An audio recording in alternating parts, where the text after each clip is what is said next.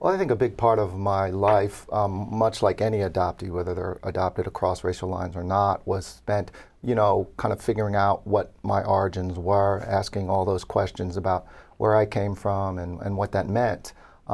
Aside from that, being raised in a predominantly white family, although I do have an adopted Korean brother and sister, in a community that was really not reflective of who we were as a family, forced us to contend with issues of racism that we weren't necessarily prepared for. Let's play a clip from your film, Outside Looking In. Take a quick look and we'll come back to you.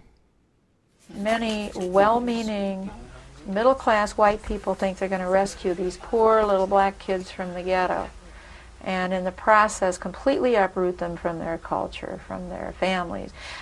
I don't think this is what that's about. And even though they may start out in a very innocent but well-meaning way about, the racial differences, I think they learn. But we have a really safe home, and you know that Walt is a doctor and I'm a nurse, and we care for kids all the time in our professions. I am a stay-at-home mom now, but he won't be needing for anything, Diane. How do you prepare parents to raise children of another race?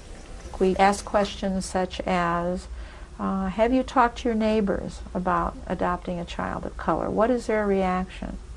How does your family feel? How do your extended families feel?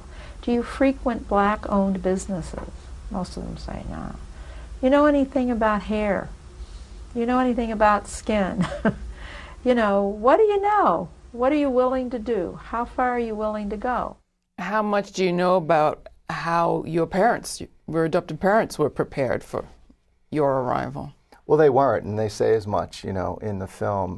But I think the value of looking back a generation is to see, how far families like mine have come in kind of acknowledging difference and making their families multiracial families and not trying to create families kind of in their own image, but rather recognizing that the image is different. How do they do that? They do ask questions like the ones that Margaret was suggesting.